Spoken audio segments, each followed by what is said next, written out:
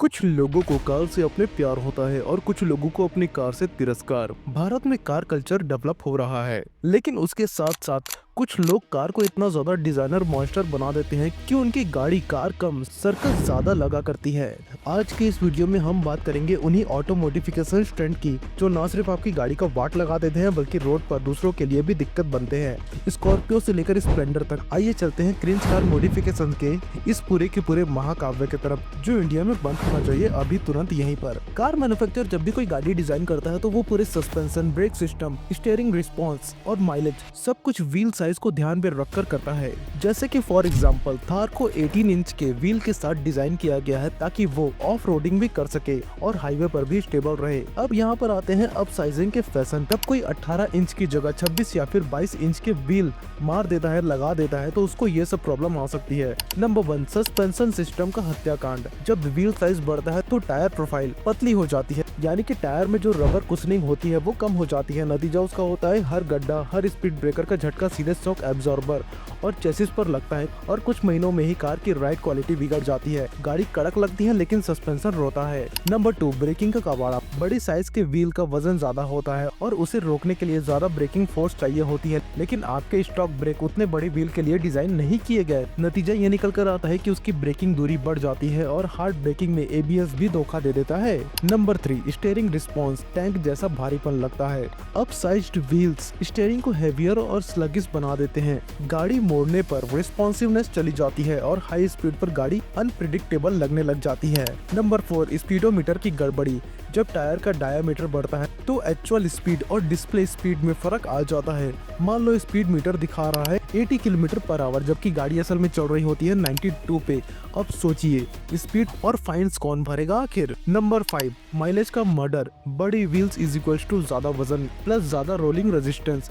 Engine को ज्यादा मेहनत करनी पड़ती है, इसकी वजह से जो माइलेज को सीधा 2-3 किलोमीटर पर लीटर तक गिरा जाता है। इसको यहाँ पर थोड़ा एक एग्जांपल के तौर पे समझा देता हूँ। मान लो एक बंदा थार के 18 इंच के व्हील्स को निकालकर 26 इंच के व्हील लगा देता है और उस पे 30 प्रोफाइल टायर लगा देता है, तो अब गाड़ी का कंफर्ट तो गया, लेकिन जो सबसे खतरनाक चीज हुई ना वो है रोल सेंटर का बिगड़ना। हाई स्पीड कॉर्नरिंग में एसयूवी अब अनस्टेबल हो जाती है और रोल ओवर चेंजेस बढ़ जाते हैं, यानी कि स्टाइल के चक्कर में जान का रिस्क हो जाता है। दोस्तों, कुछ लोग अपनी ऑल्टो, स्विफ्ट या फिर इनोवा इन सबको ऐसे बनाते हैं जैसे कि गाड़ी सलमान खान की कोट पहने हो लेकिन उनके बटन खुले हो। व्हील्स बॉडी के बाहर, वो भी स्पेसर लगा के ताकि भाई साहब की गर्दी दिखे। लेकिन जब पार्किंग के समय यही बाहर निकले हुए टायर्स किसी और की गाड़ी को स्क्रैच कर देते हैं, तब भाई साहब को सिर्फ अपनी कार ही नहीं दूसरों की भी बीमा पॉलिसी खरीदनी पड़ जाती है। और सिर्फ माइलेज ही नहीं, यहाँ पर रोड सेंस भी इन टायर्स के साथ हमेशा के लिए ऊपर हवा उड़ जाता है। आजकल के टाइम पर कुछ लोग अपनी स्विफ्ट या फिर स्कॉर्पियो को ऐसे मॉडिफाई करवा देते हैं कि उनकी गाड़ी की ओरिजिनल आइडेंटिटी उड़ जाती है और ये कुछ यूं हो जाता है जैसे कि इंसानी शरीर पर घोड़े का सिर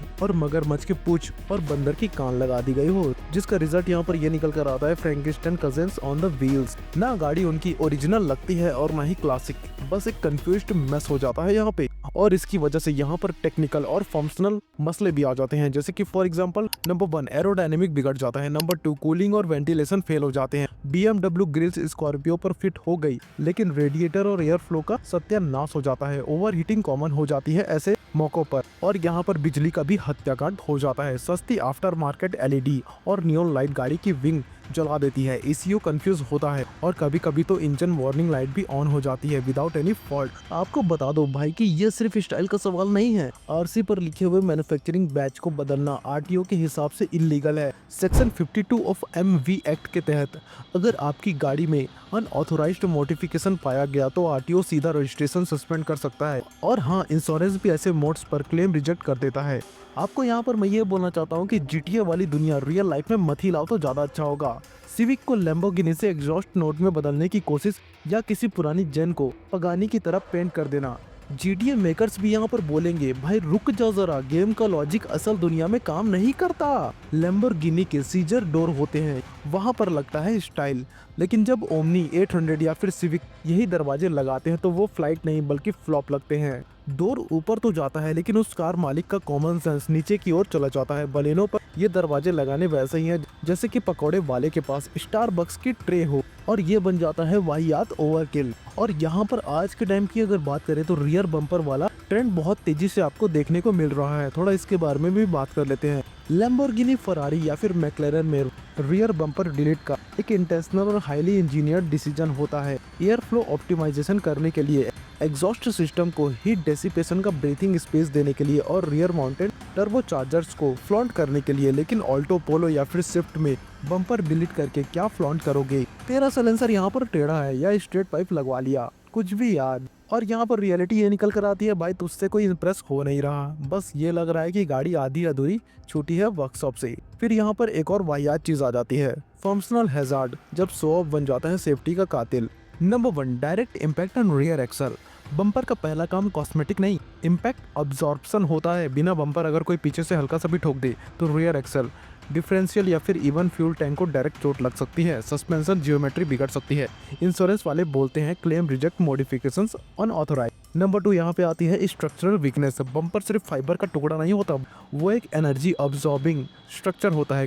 क्रैश एनर्जी को डिफ्यूज करने में मदद करता है, जिससे कैबिन तक झटका नहीं पहुंचता। अब यहाँ पर सीधी सी बात है, छोटा सा टक्कर भी लाखों के खर्चों में बदल सकता है। नंबर 3, लीगल और आरटीओ कंप्लेन इशू। आरटीओ और एमपी एक्ट के तहत गाड़ी की स्ट्रक्चरल इंटीग्रिटी में कोई अनऑथोराइज्ड चेंज करना क्लियरली इलीगल है। मॉडिफाइड कार अगर इंस्पेक्शन में पकड़ी गई तो आरसी सस्पेंड, फाइन और वर्स्ट केस में रोड अनफिट डिक्लेयर्ड हो सकती है। अब यहाँ पे एक सवाल उठता है, मैकेनिक बनना है या फिर मैम बनना है? अब यहाँ पर रियर बम्पर को डिलीट करके तुमने कोई रेस कार रेडी मशीन नहीं बनाई, तुमने एक सस्ती हैचबैक को ओपन वुंड बना दिया। जैसे कि स्विच चीज के हर होल में हवा जाती है, वैसे ही बम्पर के बिना हर गड्ढा, हर ठोकर डायरेक्ट गाड़ी की आत्मा पर वार करती है। तुमको यहाँ पर एक प्रो एडवाइस देता हूँ, अगर तुमको एक स्पोर्टी रियर चाहिए तो फर्स्ट हो सकता है डिफ्यूजर लगाओ, फंक्शनल और एस्थेटिक दोनों लगेगा। एग्जॉस्ट टिप को कस्टम फिनिश दो, बगैर बम्पर को हटाए। रियर लिप्स स्पॉइलर या फिर कस्टम वॉयलेंस पैनल ट्राई करो। अब भाई मुझे समझ में आ गया कि तुमको एलईडीज चाहिए, लेकिन स्टेडियम की लाइटों को क्यों लगा रहे हो? फॉग लाइट में इतना लुमेन डाल दिया है कि अब गाड़ी नहीं, ज्योतिष का कैंप लगता है तुम्हारा कार। हाई बीम को हमेशा ऑन रखना, स्टॉक हाइलोजन को 150 वॉट HID से रिप्लेस कर देना, ये सब गाड़ी के लिए नहीं, सामने वाले की आंखों के लिए अटैक प्लान बन जाता है। देखो भाई, सीधी सी बात है, मॉडिफिकेशन करने से तुमको कोई नहीं रोक रहा, पर जब मोड बन जाते हैं मोड तोड़ और रोड सेफ्टी बन जाए जोक, तब रुकना जरूरी हो जाता है। शौक से करो, लेकिन शो ऑफ के चक्कर में गाड़ी का कबाड़ा प्लीज मत करो। हमारे जैसे कार लवर को ये बिल्कुल अच्छा नहीं लगता यार, और बहुत लोगों को भी। और हाँ, अगर आपने अभी तक चैनल सब्सक्राइब नहीं किया हमारा, तो आप कर लीजिए और उस बेल आइकन को दबा दो, नहीं तो अगली वीडियो में आपकी गाड़ी को भी ले लेंगे रोस्ट करने के लिए। टिल देन गुड बाय, मिलते हैं किसी और वीडियो में।